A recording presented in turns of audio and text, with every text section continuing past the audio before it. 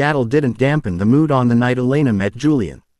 He was a successful architect with a smile that felt like a warm hearth in a cold room. Within 6 months, they were the perfect couple. They shared a love for jazz, rare books, and the quiet comfort of their shared apartment. Elena felt she had finally found safety. But safety is a fragile thing. The shift happened on a Tuesday. Julian had left for a business trip to San Francisco. While vacuuming, Elena knocked over a heavy ceramic vase in his home office. As she knelt to pick up the shards, she noticed a small, silver key taped to the underside of the floorboard, hidden beneath the rug. It didn't fit any door in the house. It didn't fit his desk. That night, Julian called. His voice was smooth, asking about her day. "I missed you," Elena said, her heart hammering. "I broke the blue vase today." There was a pause, just 3 seconds too long. "It's just a vase, Lena," he said softly. "As long as you didn't hurt yourself, or move anything else." Over the next month, perfect, Julian started to feel like a stranger. Elena began noticing small inconsistencies. He mentioned a sister who died young. A week later, he spoke as if he were an only child. He would go for night runs, but return without a drop of sweat, his shoes perfectly clean. Elena's curiosity turned into a cold, hard knot of suspicion. She took the silver key to a local locksmith. "This is for a high-security storage locker," the locksmith told her. "The kind they use for private vaults." Elena tracked the serial number on the key to a facility 3 miles from their home. One afternoon, while Julian was supposedly at a board meeting, she went there. Her hands shook as she inserted the key into locker 402. Inside was a single leather briefcase. She opened it, expecting money or perhaps letters from another woman. Instead, she found 3 different passports, all with Julian's photo but different names. Underneath the passports were photographs of her, candid shots taken months before they ever officially met. She wasn't a girl he happened to meet at a jazz club. She was a target. Elena rushed home, her mind a blur of why and who was he. She packed a small bag, intending to leave before he returned. But as she reached for the front door, the handle turned from the outside. Julian walked in. He didn't look angry. He looked disappointed. He glanced at the leather briefcase sitting on the kitchen island. "I told myself you were different, Lena," he said, closing the door and locking it. "I told myself you wouldn't look." "Who are you?" she whispered, backing into the kitchen counter. "The photos. You were following me for months." Julian stepped into the light. "I wasn't following you to hurt you. I was following you to protect you. Your father didn't just disappear 10 years ago, Lena. He stole something from people who don't forget. And they think you have it." Elena froze. Her father had been a simple accountant, or so she thought. "I'm not an architect," Julian continued, his voice devoid of emotion. "I was hired to find the ledger your father hid. But then, I fell in love. I thought if I kept you in this bubble, they would never find us." Suddenly, the silent house was pierced by the sound of a heavy thud on the porch. The motion sensor lights outside flickered on. Julian's face went pale. He pulled a handgun from his waistband, something Elena had never seen him carry.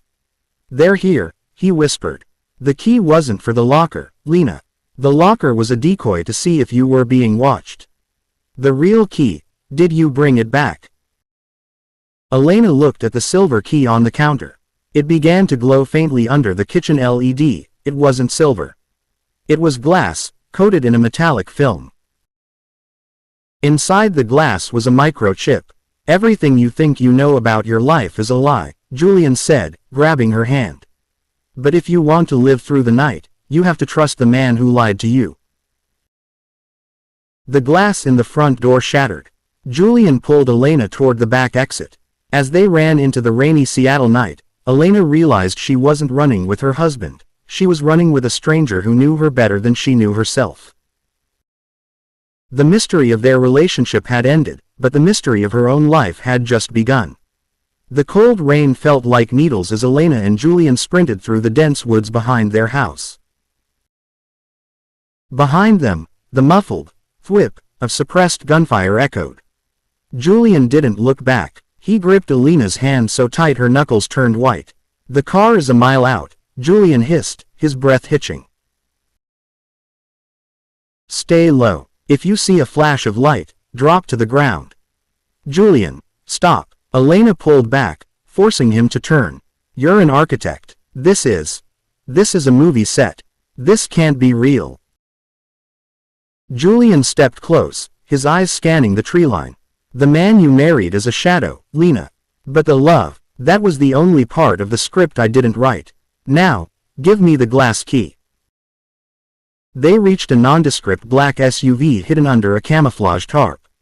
Julian drove like a man possessed, weaving through the backroads of Washington state until they reached a dilapidated cabin overlooking a jagged cliff. Inside, the cabin was a high-tech fortress. Monitored screens lined the walls, showing satellite feeds and encrypted data streams. "My father was an accountant," Elena said, her voice trembling as she sat on a wooden crate. "He liked gardening and old stamps. He wasn't a thief. He was the best money launderer the syndicate ever had," Julian countered, plugging the glass key into a specialized reader. "He didn't disappear, Lena. He went into hiding because he stole the Ghost Ledger, a digital record of every politician, judge, and CEO the syndicate has on their payroll." The screen flickered to life. A map appeared, blinking with a single red dot in the heart of downtown Chicago, the old library where Elena's father used to take her every Saturday. "The chip in that key is only half the puzzle," Julian explained, pointing at the screen. "The other half is biological. It requires a 10-print DNA match. Your DNA." Elena felt a chill go down her spine. "That's why you were following me. You didn't fall in love with me at a jazz club. You targeted me because I'm the only biometric tool that can open my father's vault." Julian didn't look at her. The silence in the room was heavy, suffocating. "Initially, yes, but the plan changed. I was supposed to take you to them months ago. I didn't. I kept you hidden." A sudden beep echoed through the cabin. A proximity alert flashed red on the monitors. "They tracked the key's signal," Julian whispered, grabbing his gear. "We have to move, now." As they headed for the back door, Elena saw something on one of the secondary monitors. It was a chat log. Julian's username was Architect. The last message sent 5 minutes ago read, "Subject is secured. Bringing her to the Chicago site. Prepare the payment." Elena stopped dead. The man who just promised to protect her was currently selling her out. Lena. "Come on," Julian yelled, reaching for her. Elena didn't move. She reached into her pocket and felt the weight of the glass key. She had swapped it for a piece of broken vase glass back at the house when he wasn't looking. He had the chip, but she had the real key. "You're taking me to Chicago to prepare the payment?" she asked, her voice cold and steady. Julian froze. He looked at the monitor, then back at her. The mask of the loving husband finally shattered, leaving only the cold eyes of a mercenary. "It's the only way to keep you alive, Lena. If I don't deliver you, they'll kill us both. If I do, I can negotiate your freedom." "I don't believe you anymore," she said. Outside, the sound of a helicopter began to drown out the wind. The syndicate had arrived. Elena didn't run toward the helicopter, and she didn't run toward Julian. She ran toward the edge of the cliff. "Lena, don't!" Julian screamed. She looked over her shoulder, the wind whipping her hair across her face. "You said my father was the best. Maybe I inherited more than just his DNA." She held up the real glass key, let it catch the moonlight for 1 second, and then she vanished into the darkness of the ravine below. 2 nights later, the city of Chicago was draped in a thick, freezing fog. Elena stood in the shadows of the old Central Library, wearing a dark trench coat and a confidence she didn't know she possessed. She had survived the fall into the ravine, a calculated jump into the river she had scouted on Julian's own maps. She wasn't the scared housewife anymore. She was a woman who had lost everything and had nothing left to fear. In her hand, the real glass key pulsed with a soft, blue light. It was synced to her heartbeat. The heavy mahogany doors of the library's private archives creaked open. Standing by the central desk was Julian. He looked exhausted, his clothes wrinkled, his eyes bloodshot. Beside him stood 3 men in tailored suits, the syndicate. "You came," Julian whispered, his voice a mix of relief and terror. "I didn't come for you," Elena said, her voice echoing in the marble hall. She stepped into the light, holding the key high. "I came to finish what my father started." The lead syndicate man, a silver-haired shark named Vance, stepped forward.